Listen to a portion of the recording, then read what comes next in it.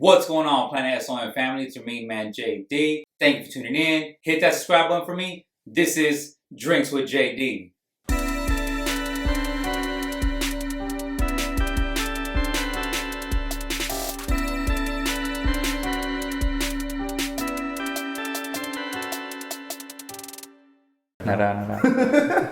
My main man, Kelvin Ku. What's up, my brother? Doing well. No doubt. Thank you so much for being here, my brother. Yes. You know, I'm truly excited to show off your clothing brand, and just have you here, man. Yes, sir. Yes, sir. So since it's our first time sitting down together, Yeah. Can you please introduce yourself to the Planet S.O.N audience? Yes. Can you please let them know who you are, where you're from, and what you do? All right. My name is Kelvin Ku. I'm from San Diego, California, and I own a clothing brand business, a lifestyle clothing brand. There you go. Yeah. All right. Yeah. All right, my brother. So right now, you just mentioned how you're from San Diego, California, right? Yes, sir. So can you talk about where you were born and raised? So I was actually born in the Philippines, Baguio wow. City. Wow. But I was raised here. Came here when I was around 6-7 years old. Wow. Pretty much right here in San Diego. Yeah. Oh, wow. Okay, that's pretty cool. So we could get to know you a little bit better. Yeah. Oh, what schools did you go to growing up? So I went to Feaster Edison. Mm-hmm. Yes, I think it was Easter Edison. I think it's in Chula Vista. Mm-hmm. And then I went to Palmer Way, then Lincoln Acres, and then I moved up north to Mary Mesa for middle school and high school. Okay, that's what I'm talking about. Yeah. Okay. So was it hard to make that transition from the Philippines, like when you were 7 years old, to come over here to San Diego? Or to the United States? I don't know if you guys landed here in San Diego. Yeah, actually, yes. So from Philippines to the United States. Yeah. Or here in San Diego. Transition, I guess, not too crazy or not hard, just because, like, now I'm thinking about it, like, for sure with the English barrier, like, I didn't really know how to speak English well. Yeah. But now that I remember, people would try to tease me. But like, I never took it the wrong way. Yeah. Like, I've always been, like, just always laughing it off now that I think of okay. it. I never got into no fights with anybody. Yeah. I just felt like it was just funny games, No doubt. Yeah, because sometimes I guess some of that can affect, like, let's say your self-esteem or something when people are picking on you, especially when it's a language barrier. You know what I'm saying? And San Diego, or the United States overall. Well, you know what? I guess we'll highlight San Diego, but how we're a salad bowl of everything. We're from either the Asian continent or the European continent, even South American continent. We're all here together and we all have to adapt. But sometimes I have heard that maybe that language barrier can affect somebody. But that's cool that overall you just chuckled it off, like, yeah, it's whatever. Plus I was 6 years old, 7 years old, so I wasn't really like, man, like, what's going on here? Yeah. Now it was from the Philippines to San Diego, or what city first? Chula Vista. Oh, wow. Chula Vista. Yeah. Okay. Yeah. Now so the Philippines, right? Yeah. Have you ever gone back just to visit? No. Oh, wow. So I came here 96. Yeah. So I would say it's like about 30 years. Oh, wow. At least. Yeah. I'm already 34. Okay. So now, do you guys have plans to go visit? I do. Yeah. My mom, my little brother, and my dad, actually, my pops, they just came back from the Philippines 2 weeks ago. Yeah. So it's been like at least 30 years for them. Wow. Okay. Yeah. Wow. I do plan though. They were telling me about it, and I have family there. Yeah. My real dad's there. I got 2 sisters. Yeah. People that raised me before I came here was there. So, wow. Okay. You know what? Well, being for let's say for myself, right? Yeah. Being Mexican American. Yeah. My parents, they were born in Mexico, right? Okay. And I guess this is why I want to talk about it, just so people can have this perspective. How when my parents, let's say in the 90s and the 80s or whatever, when they landed here, it was very hard for them to call or to, like, write and all that stuff. And obviously now today, 2023, they could easily FaceTime my grandma or my aunties and uncles in Mexico, you know. And how, like, did you guys experience something like that, where, like, communication is now better today than yesterday? Yeah, for sure. Like, well, it's funny because I don't even talk to a whole lot of my family. Yeah. But like, I see my mom talking to, like, my cousins and stuff. But, like, Facebook allowed us to just, like, love their posts, connect, like, simply just a simple, like, dude, like, this is beautiful, or hope you're doing well, and just seeing that little comment just brings that little connection already, you know. Yeah. So And that's the awesome great thing about the internet, right? You can just connect with family, and at least like you mentioned, you said your father was over there, right? And your sisters, how they can at least see what you're up to, right? See what's going on. That's pretty awesome, man. Okay, it is. That's what I'm talking about. So right now, how you were mentioning how you're a business owner, right? Overall with your clothing brand. As a kid, other than business and clothing, what else were you interested in? Basketball. Okay. Basketball was one of the biggest thing, or where I invested my time in. Okay. I just remember my brother and I would be like right after high school or right after school, we'd go to the park and just play ball, and even on the weekends. Now, did you play basketball on any team, like for high school or anything like that? I played like rec ball. Okay. And then from there, like I just really loved it, and I ended up trying out for the high school. Okay. Mary Mesa High School, and I played all 4 years. Oh wow. And then after that, I just fell in love with it even more. So I invested even more time just playing like LA Fitness and Men's League. Yeah. Wow. So that's pretty cool, man. Do you still play right now to this day? Yeah, I do. It's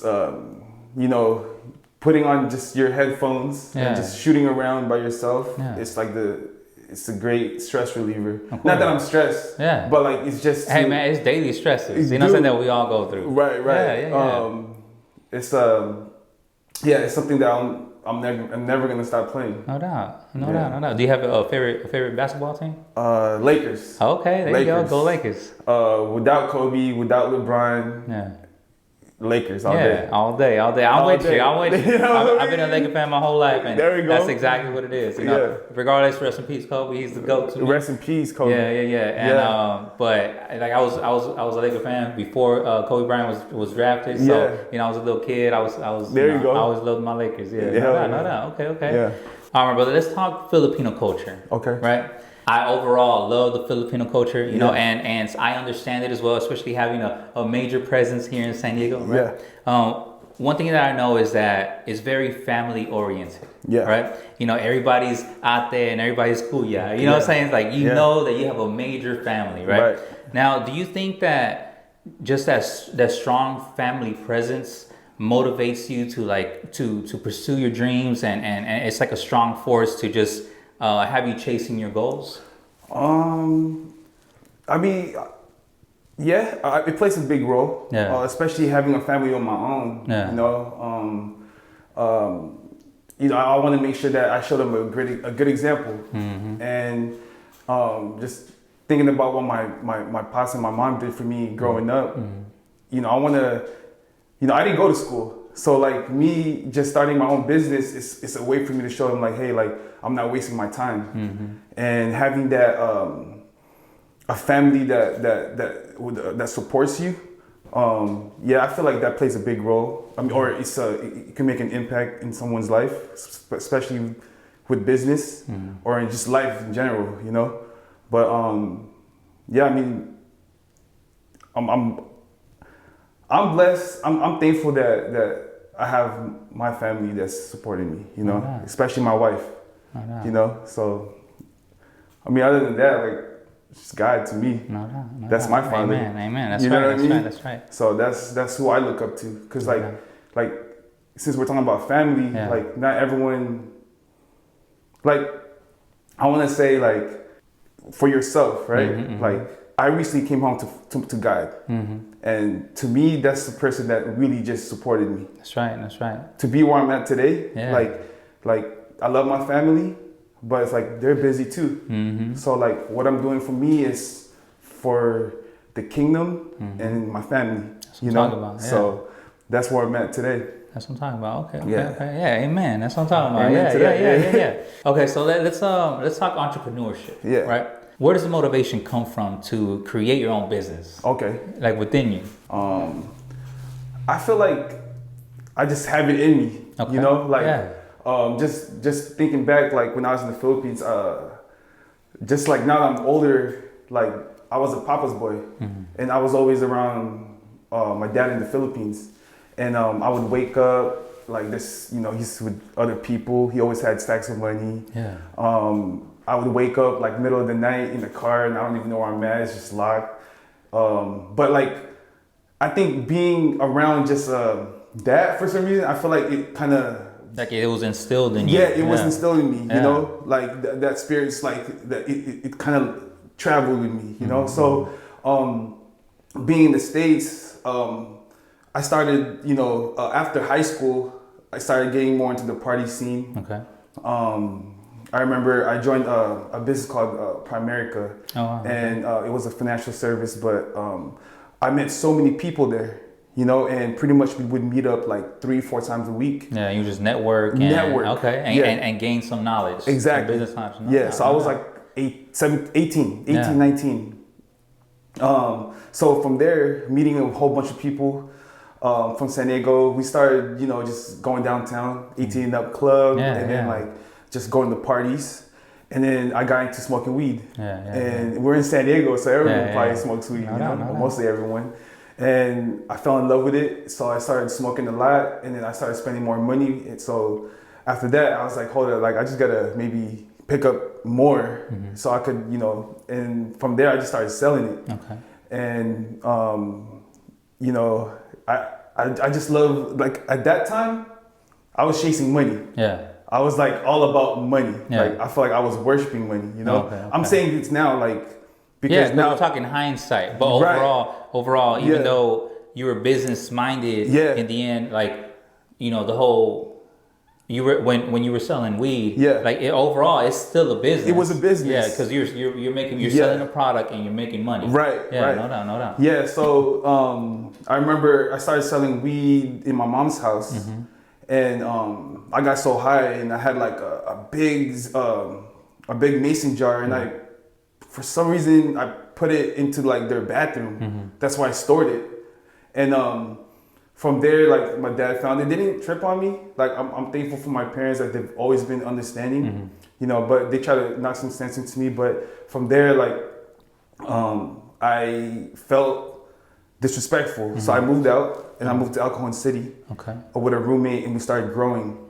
And from there, we would serve from San Diego, from Mira Mesa to El Cajon, Escondido, or like we'll just drive, you know. And I was always, even in a nursing home, you know, some nurses, like I'm not trying to rat nobody out, but it's legal now. You know what I mean? But it's like, but hey, it's the truth. It's the truth. And I loved it so much that like right after my job, I call it job because job is something that we get trained for, you know?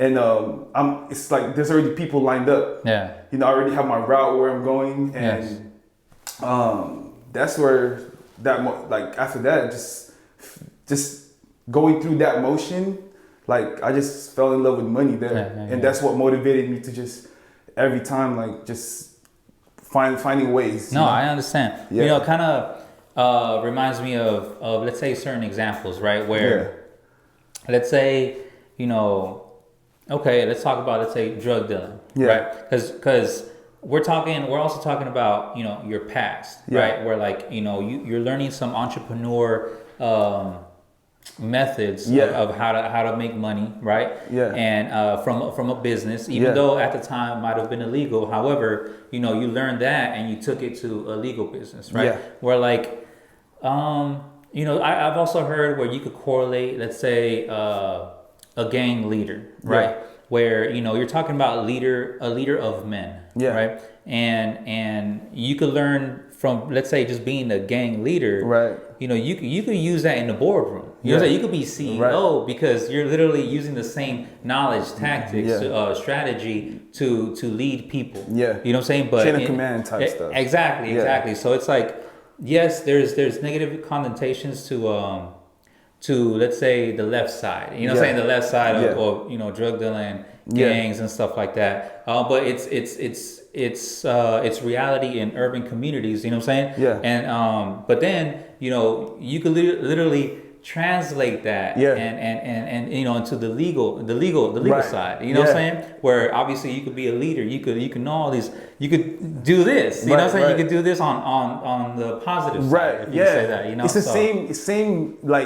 same methods. You know, Yeah. like how you pick up, you pick up in bulk, and you kind of break it up. Exactly. Like you already know your profit margin. Exactly. Yeah. So I'm glad I actually took that route. Just I mean, early on, you know, no one was teaching me business. Yeah. You know, so no doubt. I took it upon myself. And fortunately, I mean, hey, you're at least free. And you're able to. Yeah. I mean, I got in trouble like 2 times. Yeah. But like that really woke me up because that the first time I got caught, like that was me being reckless. Okay. That was me like partying late at night, knowing I have work the next day, and then like it's just I was lost. You know what I mean? But during that time I was having fun. But now that I think about it, I was really lost. And just doing what I was doing, I got caught with. I was always having everything with me. One bag, I had a zip, ecstasy pills, a scale, all my money in one bag, in my glove compartment. You know what I mean? So, and I didn't have a front plate number. And I remember just thinking back, like my dad kept telling me, "Hey, you should put that front plate number." And I never did. And then, sure enough, one morning in PQ, coming home late, and then going to work early, I got pulled over in a 4-way stop sign. And from there, I didn't even know that I could refuse the cop, you know, to not enter my car. But I was in a panic. You know, I was like 19, and then like. Sure enough, like that was my first time getting in trouble with the law. Like, oh wow, yeah, and I'm glad that happened, bro. No doubt. Yeah, at least it'll be like a reality check. Yeah, I guess. Yeah. So you know, I've also heard. Well, as you're mentioning right now, you're talking about God and Jesus, right? And how you know God's been so good to you. Yeah. You know, can you just speak on that? How good Jesus Christ has been to you in your life?